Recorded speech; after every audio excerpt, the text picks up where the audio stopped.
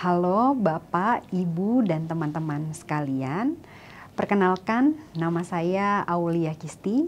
Saya pengajar di Program Studi Teknik Lingkungan, Departemen Teknik Sipil dan Lingkungan, Fakultas Teknik Universitas Indonesia. Pada kesempatan kali ini, saya akan mencoba berbagi informasi mengenai topik yang sangat dekat dengan kehidupan kita sehari-hari, yaitu limbah elektronik atau yang sering kita sebut sebagai istilah e-waste.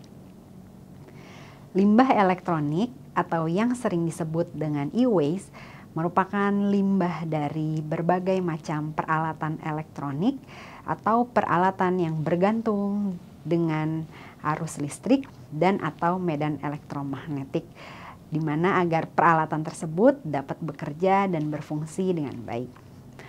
Peralatan elektronik tersebut biasanya memiliki tegangan maksimum 1000 volt untuk arus bolak-balik dan 1500 volt untuk arus searah. Contohnya dari limbah elektronik ini adalah limbah dari lampu yang sudah tidak digunakan, limbah komputer, TV, mesin cuci, maupun peralatan elektronik lainnya. Secara umum, limbah elektronik dibagi menjadi 6 kategori utama, yaitu kategori 1, alat pengatur suhu seperti kulkas, freezer, dan AC.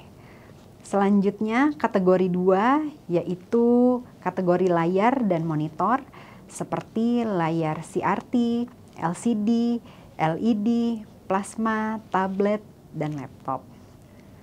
Selanjutnya kategori 3 yaitu kategori lampu, di mana semua jenis lampu masuk ke dalam kategori ini, termasuk lampu halogen dan juga LED. Kategori 4 yaitu kategori peralatan besar, di mana ini untuk limbah elektronik yang memang berukuran sangat besar. Sebagai contoh, mesin cuci, pengering pakaian, kompor listrik, dan lain-lain. Selanjutnya kategori 5 yaitu peralatan kecil, yaitu sebagai contoh microwave, setrika, vacuum cleaner, radio, dan lain-lain sebagainya. Terakhir adalah kategori peralatan teknologi dan komunikasi, sebagai contoh seperti HP, printer, komputer tanpa layar, dan lain-lain. Klasifikasi dari limbah elektronik ini menjadi sangat penting dalam pengelolaan limbah karena setiap kategori limbah elektronik memiliki karakteristik, resiko, dan metode pengolahan yang berbeda-beda juga. Limbah elektronik memiliki potensi ekonomi yang luar biasa karena memiliki kandungan logam berharga yang dikandungnya seperti emas, perak, dan logam-logam lainnya. Namun, di sisi lain, limbah elektronik juga memiliki kandungan zat berbahaya yang dapat mencemari lingkungan sekitar jika tidak dikelola secara benar. Di banyak negara berkembang, limbah elektronik atau e-waste ini masih banyak dikelola secara informal maupun manual, sehingga pekerjaan dilakukan tanpa perlindungan APD dan alat keselamatan lainnya yang dapat menyebabkan paparan zat beracun seperti merkuri, timbal, kadmium, dan juga logam berat lainnya bagi para pekerja itu sendiri, di mana kegiatan tersebut dapat memberikan efek dan dampak yang berbahaya bagi kesehatan para pekerja. Selanjutnya, Indonesia sendiri telah memiliki dasar regulasi terkait limbah elektronik. Kita memiliki Peraturan Menteri Lingkungan Hidup dan Kehutanan Nomor 27 Tahun 2020 yang mengatur bahwa limbah elektronik yang berasal dari rumah tangga dikategorikan sebagai sampah spesifik, sedangkan berdasarkan PP Nomor 22 Tahun 2021 juga menetapkan bahwa limbah elektronik yang berasal dari kegiatan atau usaha industri dikategorikan sebagai limbah B3. Bagaimana upaya kita dalam melakukan pengelolaan limbah elektronik tersebut?